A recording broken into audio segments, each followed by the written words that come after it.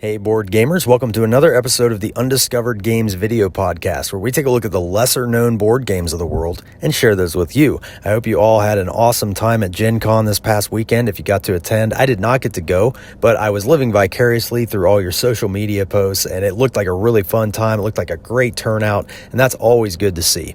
Anyway, today's episode, I'm going to feature one of my all-time favorite Undiscovered games, as well as one of my all-time favorite worker placement games. And that is called ASARA.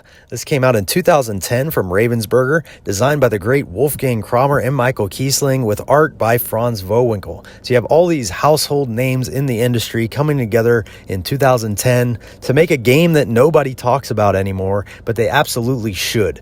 ASARA is a worker placement game for 2 to 4 players. I will say right now, I don't like this game with less than 4 players, but if you can play 4 players of this is one of the best, most tense worker placement games out there that plays in only 45 minutes with 4 players. That's one of my favorite things about it, is you can play this game so quickly. It's such a clean and smooth, streamlined design. It just is the bare bones essentials worker placement game, but it still has all those great things that you love from worker placement. You know, the feeling of being pulled so many different directions, needing to access every location on the board, but only being able to go to a couple, and also anticipating your opponents, where they might want to go and when they might want to go there, as well as, you know, they went where you needed to go, so you got to adjust your strategy and go somewhere else and figure out how to still accomplish your goals when your opponents get in your way, or when you're dealt a less than ideal hand of cards. Because in this game, your cards are your workers. At the beginning of the round, in a 4-player game, you're going to be dealt 7 cards at random,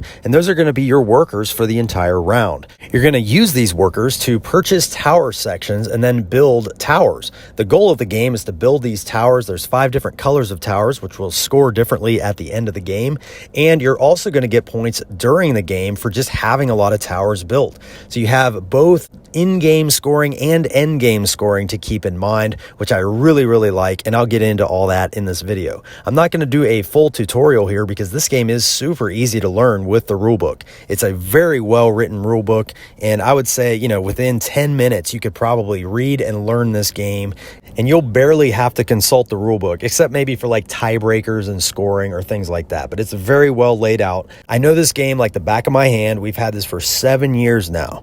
We've logged 67 plays so far, so that's almost 10 plays a year for the past 7 years. And to me, that's a testament of a solid game. We keep coming back to it. Now, I will say, we always play with the same 4 players, so everybody is equally familiar with the game and familiar with each other's strategies and tendencies, and that makes the game so fun because there's not a lot of rules overhead. There's not a lot of rules to remember. It's a very easy game to remember how to play, but when you know how the other players tend to play, you can really anticipate their moves.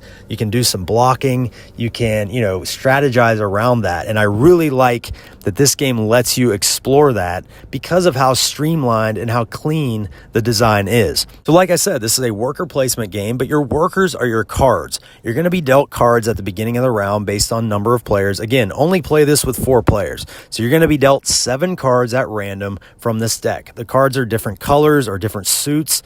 Each color has a different symbol in the corner here, as well as different artwork to distinguish it from the other colors in case you're colorblind. So it's very helpful there. On the board, you will see these rectangles at these different locations. This is where you can send your workers, which are your cards. I will go over each section of this board here in a moment, but just know that your cards are your workers, and when you go to a location, when you are the first card to visit a location, you can play any card you want. However, beyond that, for the rest of the round, any other cards that are placed on that same location must follow suit. So if I go here with a blue card, any other player, including myself, that wants to visit this location must also play blue cards. Or you can play 2 cards of any color face down. So you have to waste one of your precious workers to possibly access a spot if you don't have the color that you need. Also, this kind of goes without saying, but each location is limited to the number of rectangles there. So for instance, this area up here has spaces for 5 workers, whereas this location only has spaces for 4 workers. Over here, you can only send 3 total workers to this location throughout the round. So that's why I love this game with 4 players, because you feel this constant pressure, this tension of these really important spaces filling up quickly. combined with the simple fact that you must follow suit. So you're always worried that someone else is going to go there with that one color that you don't have in your hand. So you have this wonderful stress and tension throughout the entire game of just deciding which location to commit to each turn. Once again, the goal of the game is to build towers. You'll notice out on the board we have 4 different areas where we can purchase tower sections. The towers come in 5 colors. Every time you buy a tower section, you have to pay the cost based on the color. Here is the chart. So the brown sections are always going to cost $3. The green sections cost $4. Red costs $5. Black costs $6.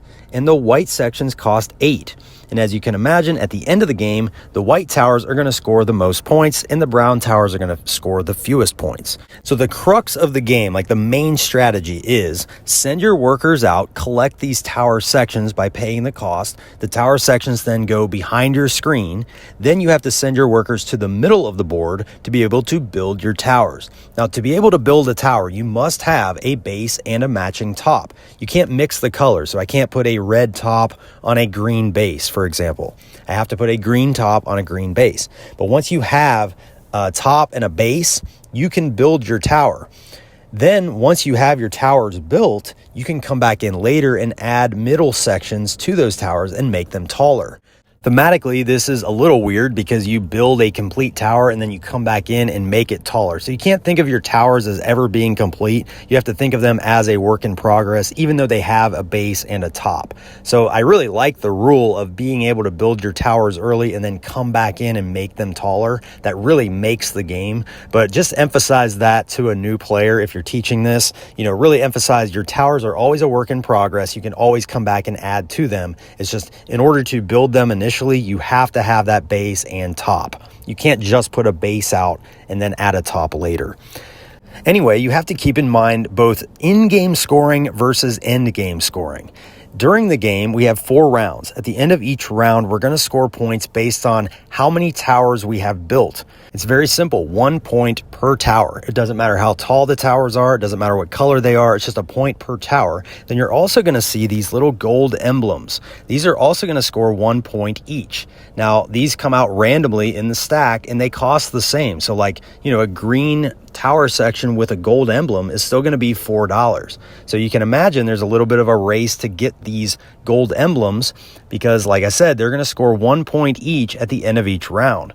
So if you got a gold emblem and built it in the first round of the game, that's going to net you 4 points over the course of the game, which is significant. So that's another reason you want to get to these different areas early so your opponents can't get all the gold sections. Lots of great subtle tension in this game because of the incentive to get places early, and you can't get everywhere. Finally, whoever has the start player marker is going to get 1 point. You have to take the start player marker by sending a worker up here. If nobody takes this spot, then the start player stays the same and they get the point. So this is one of those games where start player is very valuable.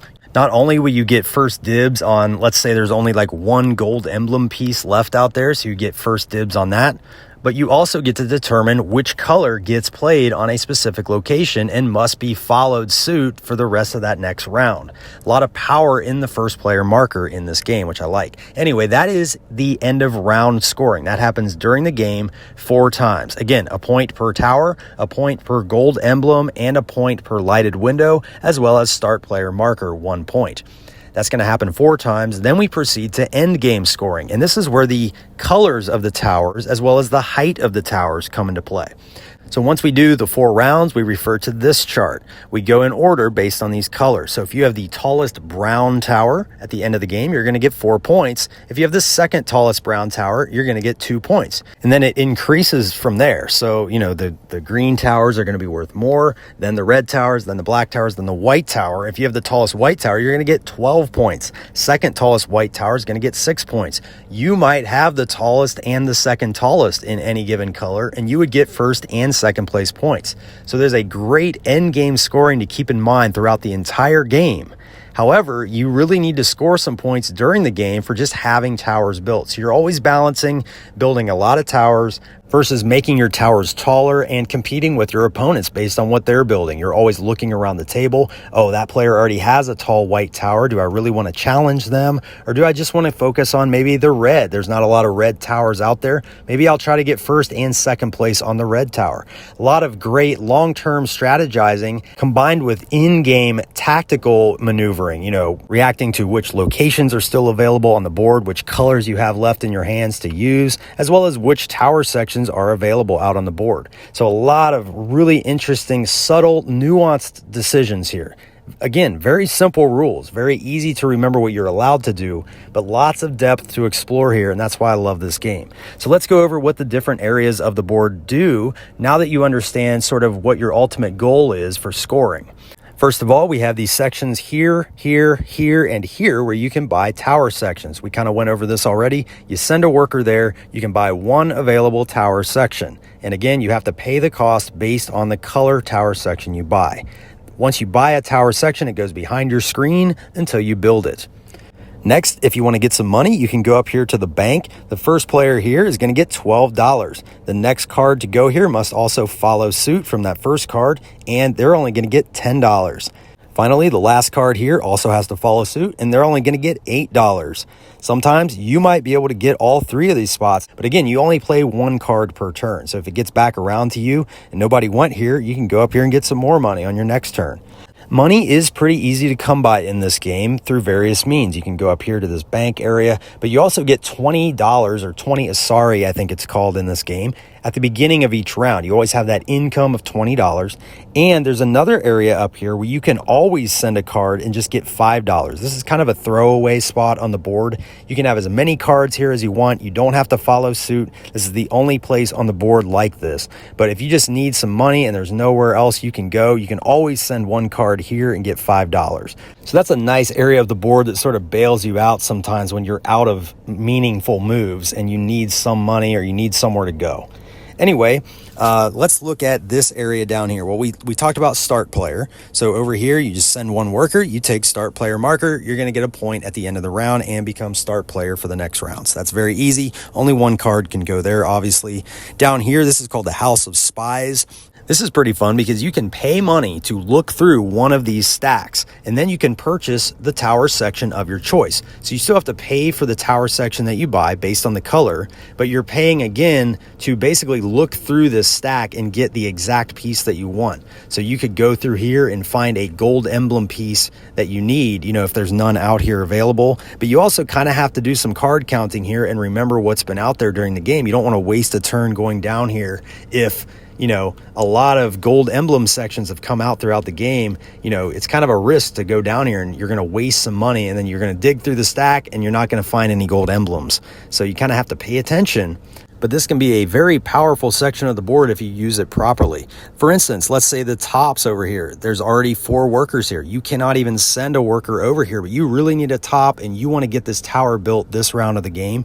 You could come down here to the House of Spies, dig through this section of top pieces, and hopefully find the one that you need this round of the game. Because again, you're going to get a point per tower at the end of each round. So you want to get these towers built early and often. Then on these two corners, we have what's considered the professional variants. I would always play with these. These are not that complicated whatsoever, and we always play with these. I don't consider the game complete without these. So just go ahead and throw these in for your first game. This section up here lets you recruit new buyers. So the first player to go here pays 0 money, but you still have to send a card here, and then you get to draw 2 cards off the top of the deck. The next person to go up here is going to have to pay 2 money to do the same thing. But again, you got to follow suit from that first card that was played here. So you pay 2 money, draw 2 cards. Then finally, there's room for 1 more space, but they're going to have to pay 4 money to draw 2 cards. Sometimes it makes sense to go up here and draw extra cards, especially because a lot of people maybe forget about this area or don't want to spend a turn going up here. So if nobody's going up here to draw cards, sometimes you could just send, 3 workers up here and you're coming out with 6 cards, which basically nets you 3 more cards than everybody else. That gives you 3 extra turns this round of the game, which is extremely powerful. And a lot of times people overlook this recruit buyers section because it feels like you're wasting a card to draw 2 cards. But if you do it right, you can really use that to your advantage. Over here is the House of the Lighted Windows, and this is where you can purchase. If you remember earlier, I said you get a point per lighted window in your tower, kind of like those gold emblems. And the way the lighted windows work, this is probably the most complex concept in the game. You send a worker here. You can either pay 4 money to look through the top 3 of this pile and keep 1, or you can pay 10 money to look through the top 5 of this pile and keep 2. And what I mean by keep 2 is you put them behind your screen, and then you still have to pay later to build them onto your tower. The way the lighted windows work is they must cover up another tower section that you've already built with the closed window. So it's very easy to remember because of the same size tile. It's these like bigger square middle sections here. And you just have to match the colors. So like if you had a red tower and you had a closed window section already built, if you got a red lighted window from this area, you could come in on a later turn and pay to build this onto your tower, covering up this closed window. And it's important to note, if you cover up any gold emblems, you're going to lose the point for the gold emblem, but you'll still get the 1 point for the lighted window. Now, why else do you need lighted windows? Not only are they going to give you a point at the end of each round for each lighted window, they're going to break ties when we determine end game points. So at the end of the game, let's say I had a red tower that was 5 sections tall. And let's say an opponent had a red tower that was 5 sections tall. If my tower has a lighted window and theirs doesn't, I break the tie. So ties are broken in favor of whoever has more lighted windows. And that only comes into play at that end game scoring. So when we do, tallest tower in each separate color. I also forgot to mention at the end of the game, you're also going to get tallest tower overall. They're going to get 8 points, and second tallest tower overall gets 4 points. Doesn't matter what color, it's just tallest overall. And then you're going to get 12 points if you have the most number of towers built overall, and 6 points if you have the second most number of towers built overall. And once again, you're going to determine ties in favor of whoever has more lighted windows in all those scenarios. Now, if there's a tie for lighted windows, or if nobody has the lighted windows, there's tiebreakers listed in the rulebook. It's very easy to understand. I'm not going to go over all the tiebreakers, but I just wanted to go over how the lighted window thing worked. And then it's also important to note at the end of the game, you're also going to get 1 point for every 10 money you have left over. And that usually doesn't net you many points. So it's good to use your money throughout the game. So anyway, that's the lighted windows. Now, the final section of the board is the most important, and that's in the middle. This is how you actually build your towers. So once you have collected tower pieces, how you see fit, you send a worker to this middle section of the board, and you have to pay the cost showing. So let's say I had 4 tower sections stored up behind my screen, and I'm ready to build 4 sections. I have to go to the middle of the board, and I go to the 4. I have to pay 4 money to build 4 sections. It's always 1 money per section that you build. Now, let's say somebody was already on this space, and I had 4 sections to build. I would have to go to the next highest space. So if somebody was on like the 4, 5, and 6 already, but I only had 4 sections to build, I'd have to go all the way up here to the 7, pay 7 money to build 4 sections. So as you can imagine, this creates another element of tension as you are, debating when to go into that middle section of the board to build, because that fills up very quickly and you have to follow suit with whoever went there first. Now, you can build however you see fit. So let's say I had like 1 lighted window. Let's say I had, like 2 middle sections of green, and then I had a base and a top in black, right? So that's 5 total sections. So I could go here, pay $5, and I could build all 5 of these sections. So here's my base and my top for black. I already have this green tower, so I can just come in and insert these pieces here, and then I can add my lighted window here. So you can build however you see fit, as long as all the towers in front of you always have that base and top on them. And like I said, you can come back in later and add to them to make them bigger. This also creates a neat little cat and mouse game between your opponents, because sometimes it makes sense to save up your pieces for a really big turn later. Now, the most pieces you're ever going to be allowed to build in 1 turn is 7. This only goes up to 7, but you could send 2 workers here in a single, round of the game. You could send 1 here, build, 1 section, and just kind of like, sit back and act like you're not going to build much. And then on the last, turn of the round, or maybe even the last turn of the game, you come here, put your worker on the 7 and build 7 sections of towers. And then your opponents are like, what just happened? So you can really decide how much you want to sit back and then when to pounce, but you're also risking, that spot being taken by your opponents. Oh my gosh, this game is so good. Everybody, give this game a chance. Play it a few times. 45 minutes with 4 players. Once again, I can't stress that enough. It's such a snappy game, but you feel so rewarded after playing a game of this, and I can almost guarantee you're going to want to jump right back in and try it again. Another thing I really like about this game is it has such a wide appeal. It might not scale well for different player counts, but it does scale well to different gaming styles. I've played this with kids, with my grandparents, with my parents, gamers and non-gamers alike, family game night or hardcore board game night. And, all different players like this game because it's so easy to understand. But when you play with gamers, it's going to be a much more tense experience. When you play with non-gamers, you're still going to be able to enjoy it. It's just going to be a totally different experience. And it's really fun to see the towers getting built. That's a concept that people can really visualize and grasp. Send your workers out, buy tower sections, build the towers. Very straightforward, very easy to teach, very easy to learn. You have this beautiful big octagon board on the table. It really draws you in. The colors are great in this game. I just love how it looks on the table. You could argue maybe that the game looks bigger than it is. It looks like this big, heavy Euro game, and it's really not. But that doesn't bother me. I just love the visuals in this game. It has a very nice visual appeal. But more importantly, the gameplay is solid. And again, I will stress at 4 players. Make sure you play this at 4 players to really experience that tension and give it a couple plays, which is easy to do because it's only going to take you 45 minutes. So let me know in the comments, have you ever played ASARA? Have you ever heard of this game? Does it look like one you would like to try? Comment below with your favorite worker placement game. I love worker placement as a mechanism. In fact, just lately, we've been on a worker placement kick in the Undiscovered Games household. If you remember my last video, I featured Lancaster. We've been playing that one a lot more lately. That one continues to grow on me. I really like Lancaster. We also revisited Stone Age for the first time in several years, and I realized I made a big mistake getting rid of Stone Age from my collection. I don't know why I ever got rid of that game, and I just recently rebought it and added it back to my collection.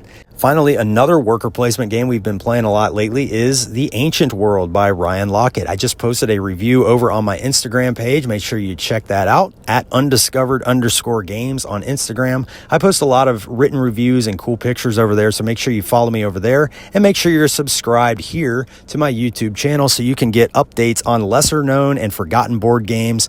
As long as my subscribers go up, I'm going to continue to make content like this. I really enjoy sharing my lesser known game collection with you, and I will continue to do so if I'm motivated. And my main motivation is seeing my subscribers go up. If you want to support the channel further, there is a PayPal link in the description below. You can donate any amount you like. Think of that as a digital tip jar if you feel inclined, but it's certainly not mandatory. I don't expect that, but it's just there in case you feel inclined to do that. Finally, I think I'm going to try to do some sort of giveaway soon. I'm approaching 700 subscribers. Maybe when I get to like 750, I will do some sort of giveaway, maybe shirts or maybe some games or something like that. I will be sure to keep you posted if I do anything like that. I am in the early stages of talking with a few people about some items to give away. So make sure you stay tuned here and over on Instagram. I will make that known. And for now, I will see you on the next episode. More Undiscovered games coming at you soon. Thanks for watching, everybody.